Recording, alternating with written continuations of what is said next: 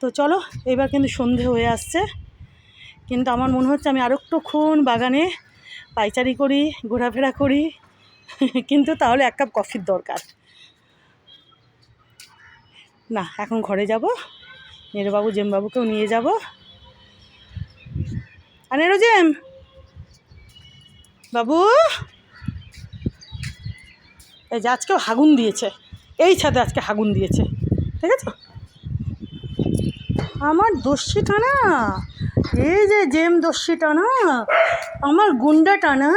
কী করছিস তোরা, কী করছিস? নেরু, দেখো সন্ধে হয়ে গেল, চলো এখন আমরা ঘরে যাই।